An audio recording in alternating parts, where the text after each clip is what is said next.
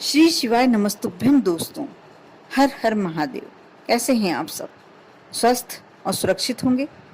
दोस्तों, चैत्र माह के कृष्ण पक्ष की चतुर्थी तिथि भालचंद्र संकुष्टी चतुर्थी के नाम से जानी जाती है।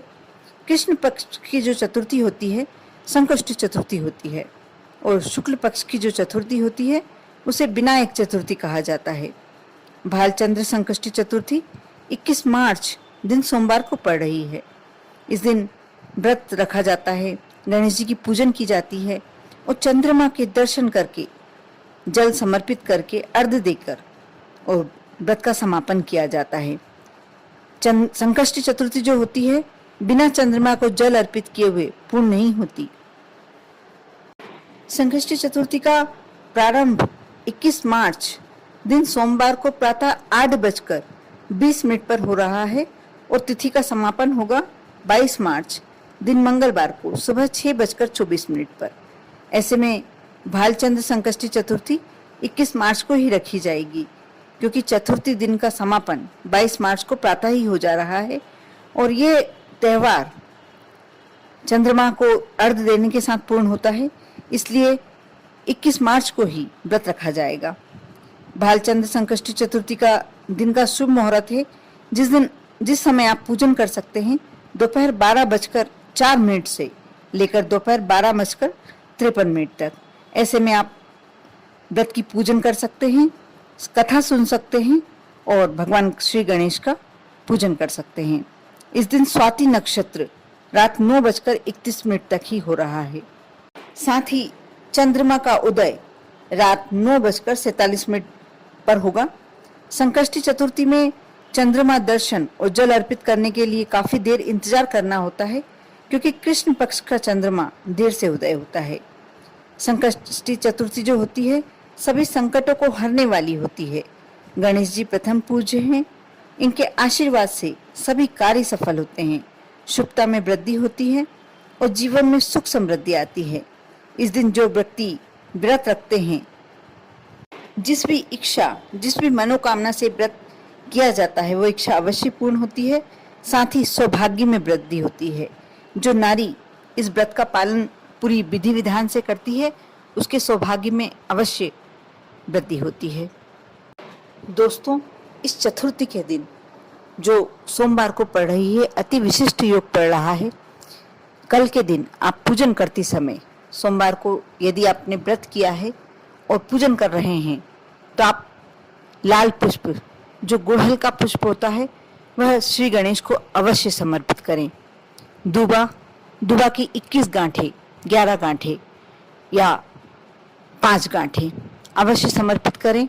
साथ ही भोग लगाने के लिए आप थोड़ा सा गुड़ और उसमें थोड़ा सा घी, शुद्ध घी मिलाकर श्री गणेश को भोग लगाएं, दूबा चढ़ाएं और यदि हो सके तो आप अपने घर के गणेश को भी कर सकते हैं, थोड़ा सा सिंदूर उनके चरणों में अर्पित करें।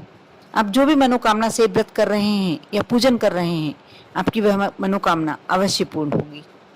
साथ ही आप पूजन करते हैं उस समय आप एक पान का पत्ता, जो कहीं से भी कटा फिटा टूटा फूटा ना हो, उस पर एक पूजन की सुपारी, जो स्वयं श्री गणेश का ही रूप मानी जाती है।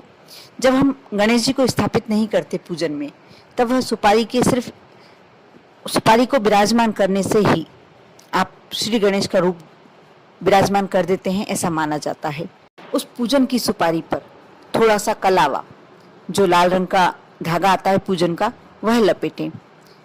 आपको मैं फिर से समझा दूं, एक पान का पत्ता जो कहीं से भी कटा फिटा टूटा नहीं हो, उसमें एक पूजन की सुपारी, उसमें थोड़ा सा कलावा लपेट के आप समर्पित करें और उसके बाद एक लौंग और इलायची रखकर भगवान गणेश को, श्री गणेश को समर्पित करें। एक सिक्का रख दें।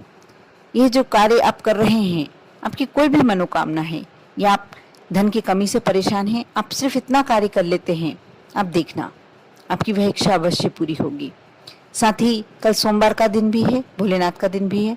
आपको मैं एक उपाय ऐसा भी बताने जा रही हूँ जो आप भोलेनाथ के मंदिर में कर सकते हैं, आप कर देखिए। आप जो 21 मार्च को सोमवार पड़ रहा है उसमें अवश्य थोड़ा सा कच्चा दूध ले लें।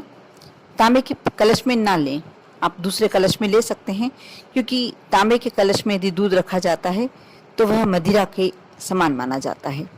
इसलिए आप तांबे के कलश में कच्चा दूध ना रखें, दूसरे कलश में ले लें और उसमें थोड़ा सा शहद या गुड़, दोनों में से कुछ भी चीज़ लेके आप भोलेनाथ के मंदिर जा रहे हैं, आपको जो समर्पित करना है अवश्य कीजिए। लेकिन जो मैं उपाय बता रही हूँ, आपके कैसे भी कष्ट हैं, कैसा भी संकट है, आपकी जो भी परेशानी है, सिर्फ आपको इतना करना है कि आप भोलेनाथ के मंदिर जा रहे हैं, कलश ले लें, उसमें थोड़ा सा कच्चा दूध और जल भी भले ही उसी में डाल लीजिए, आप थोड़ा सा जल डाल लीजिए।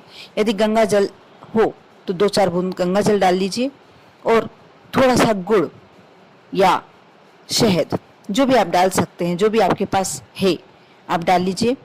और उसके बाद एक शमी पत्र भगवान भोलेनाथ को समर्पित करके और यह जल समर्पित कर दीजिए और भगवान से, भोलेनाथ से विनती करके आइए कि मेरा ये कष्ट है, मेरी ये समस्या है, भोलेनाथ आप दूर कीजिए।